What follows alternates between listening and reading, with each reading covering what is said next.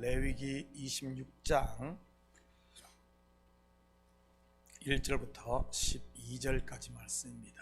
레위기 26장 1절에서 12절까지 말씀, 저와 여러분이 한 절씩 나누어서 교독합니다. 너희는 자기를 위하여 우상을 만들지 말지니 조각한 것이나 주상을 세우지 말며 너희 땅에 조각한 석상을 세우고 그에게 경배하지 말라. 나는 너희의 하나님 여호와임이니라.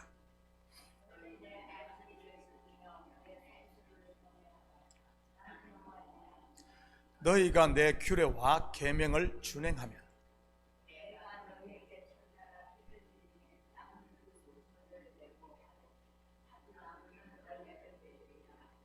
너희의 타작은 포도 딸 때까지 미치며 너희의 포도 따는 것은 파종할 때까지 미치리니 너희가 음식을 배불리 먹고 너희의 땅에 안전하게 거주하리라.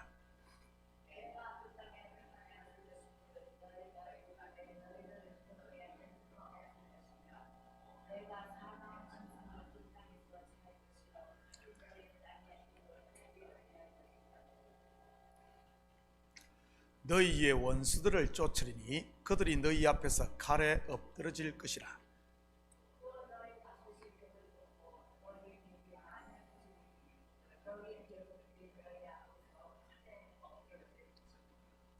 내가 너희를 돌보아 너희를 번성하게 하고 너희를 창대하게 할 것이며 내가 너희와 함께한 내 언약을 이행하리라.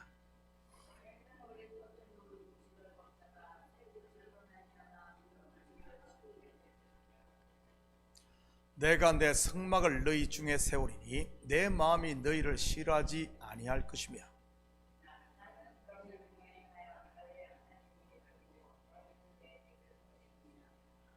아멘. 좋은 아침입니다.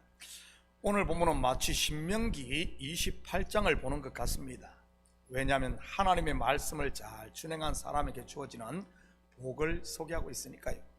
또한 내일 새벽에 살펴볼 후반부에는 계명을 지키지 않았을 때 임하게 될 재앙을 말하고 있는 것이고요.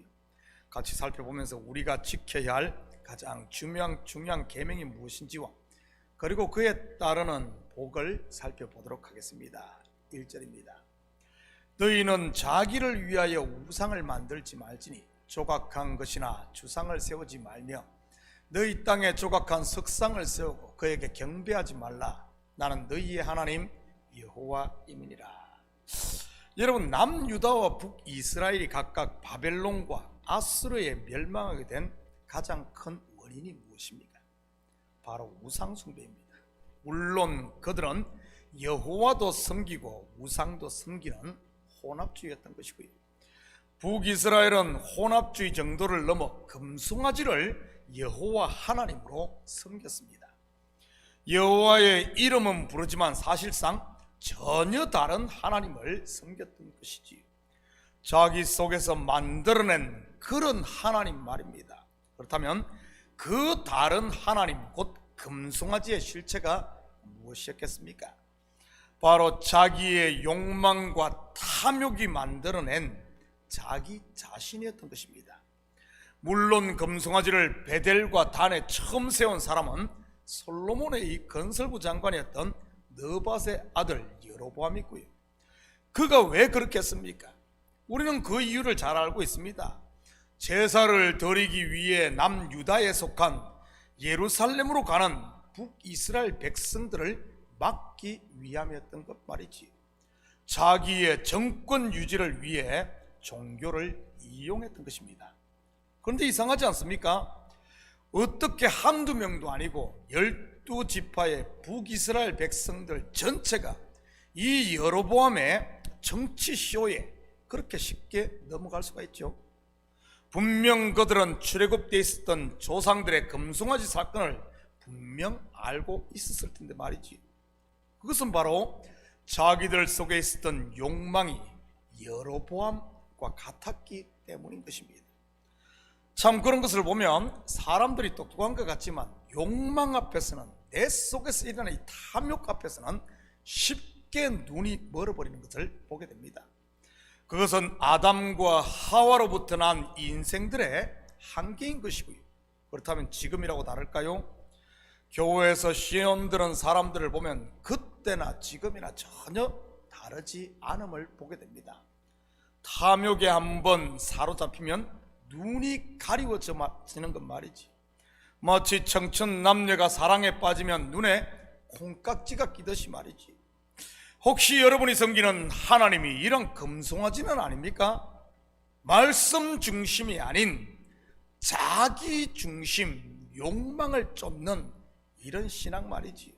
저는 우리 식구들이 속에서 일어나는 육신의 생각은 감히 십자가에 못 박고 오직 성령을 쫓을 수 있기를 축복합니다. 성령은 반드시 말씀과 함께 역사하는 것이고요, 말씀에 순종할 때 성령 충만을 받고 성령의 인도를 받을 수 있다는 사실도 잊지 마시고요. 그런데 우리가 알아야 할 것은 시대에 따라 우상의 모습도 달라진다는 사실입니다. 이스라엘 백성들이 애굽 종살이 할 때 어떤 우상을 섬겼을 것 같습니까?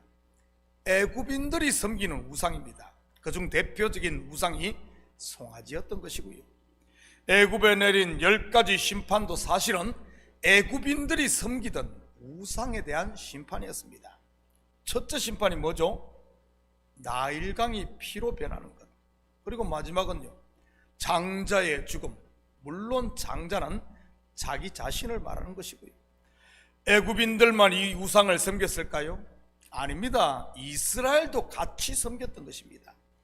결국 애굽에 내린 재앙 곧 심판은 애굽인들의 섬기는 이 신들에 대한 심판뿐만 아니라 이스라엘 백성들 마음에 있던 이 우상에 대한 심판이기도 했던 것입니다. 그런 이스라엘이 가나안 땅에 정착한 후에는 어떤 우상을 섬깁니까? 가나안 주민들이 섬기던 우상입니다. 대표적인 것이 뭐죠? 바알과 아세라입니다. 이 두 신은 농경 문화와 연결된 풍요의 신들이고요, 그 외에도 모압과 이 암몬의 그모스와 몰렉도 이스라엘 백성들에게 큰 영향을 미쳤지요. 물론 이런 신들은 대부분 나무나 돌로 조각한 신상이나 부어서 만든 이런 주상이었습니다. 그런데 신약시대에 와서 가장 경계했던 우상이 무엇인 줄 아십니까? 바로 재물, 돈입니다. 마태복음 6장 24절입니다. 한 사람이 두 주인을 섬기지 못할 것이니 혹 이를 미워하고 저를 사랑하거나 혹 이를 중히 여기고 저를 경히 여김이라. 너희가 하나님과 재물을 겸하여 섬기지 못하느니라. 한 군데 더 봅니다. 디모데전서 6장 10절입니다. 돈을 사랑함이 일만하게 뿌리가 되나니 이것을 탐하는 자들은 미혹을 받아 믿음에서 떠나 많은 근심으로써 자기를 찔러도다. 물론 이 시대도 돈의 위력은 결코 무시할 수 없는 것입니다. 여러분 집에 신상이나 주상이 없다고, 무당이나 점집 찾아가지 않는다고 나는 우상 숭배와 상관이 없어라고 말할 수 없는 겁니다. 얼마나 많은 성도들이 돈 때문에 신앙생활을 못하고 속에서 일어나는 욕심 때문에 하나님을 떠납니까? 저는 우리 식구들이 돈의 노예가 되지 마시고 내 속에서 일어나는 육신의 생각들을 내려놓음으로 우상으로부터 자유할 수 있기를 축복합니다. 그래야 하나님께서 부으시는 여디디아의 복을 마음껏 받고 또한 누릴 수 있으니까요. 2절입니다. 너희는 내 안식일을 지키며 내 성소를 경외하라. 나는 여호와이니라. 두 번째 지켜야 할 계명이 이 안식일입니다. 물론 여기서 말하는 안식일은 지금까지 우리가 공부했던 안식년, 희년을 전부 포함하는 개념이고요. 안식일의 실체가 누구라고 했습니까? 바로 안식일의 주인이시며 우리에게 은혜와 평강의 하나님 나라를 주신 예수 그리스도인 것입니다. 여러분은 지금 안식을 지키고 있습니까? 주일 예배만 나오면 안식일을 지키는 것일까요? 아닙니다. 사도 바울의 고백처럼 나는 날마다 죽고 오직 은혜 안에 가는 것, 이것이 안식일을 지키는 것입니다. 주일 예배에 나와 불평 충만, 불만 충만, 그리고 속에 이를 갈고 있다면 어떻게 그것이 안식일을 지키는 것이겠습니까? 모든 것들을 십자가 앞에 내려놓고 하나님 앞에 믿고 맡기는 것이 안식인 것이지. 성령으로 시작을 했으면 끝까지 율법으로 돌아가지 않고 은혜 아래 거하는 것 말입니다. 이처럼 하나님의 계명을 지킬 때 복이 주어지는 것이지. 그렇다면 어떤 복이 주어지는지 볼까요? 4절입니다. 내가 너에게 철따라 비를 주리니 땅은 그 산물을 내고 밭의 나무는 열매를 맺으리라. 먼저는 물질의 풍요의 복입니다. 물론 당신은 농경사회기에 이렇게 표현했지만 요즘으로 말한다면 직장과 사업에 복이 임한다는 말이지. 저도 목회를 20년 넘게 하다 보니 이런 일들을 많이 보게 됩니다. 신앙생활 똑바로 잘하신 성도들에게 임하는 이 물질의 복 말이지. 요즘 신방하면서 얼마나 감사한지 모릅니다. 성도들이 받은 복이 눈에 보이니 말이지. 또 어떤 복이 임할까요? 6절입니다. 내가 그 땅에 평화를 줄 것인즉 너희가 누울 때 너희를 두렵게 할 자가 없을 것이며 내가 사나운 짐승을 그 땅에서 제할 것이며 칼이 너희의 땅에 두루 행하지 아니할 것이며. 두 번째는 이 평화, 평강의 복입니다. 천만인이 나를 둘러 진칠지라도 두려워하지 않는 그런 내 속 깊숙이 있는 평강 말이지. 요즘 얼마나 세상이 시끄럽습니까? 정치를 봐도 그렇고 세계 정세를 봐도 그렇고 환경도 그렇지 않습니까? 지진의 홍수나 가뭄들이 세고 세상 곳곳에서 끊이지 않으니 말이지. 거기다가 경제 상황도 예전만 못하고요. 그뿐입니까? 우리 자녀들의 신앙을 위협하는 세상 문화가 얼마나 강하게 밀려옵니까? 마약에, 동성연애에, 아이들의 눈과 마음을 사로잡는 이 게임까지 말이지. 여러분은 이런 폭풍들 속에서도 평안하십니까? 세상이 다 평안한 가운데 평안이 아니라 요동하는 세상 가운데 평안할 수 있는 것이 하나님이 성도에게 주신 평안인 줄 믿으시기 바랍니다. 이것이 세상이 주는 평안과 다른 것이고요. 이런 평안을 누렸던 대표적인 사람이 다니엘 아니었습니까?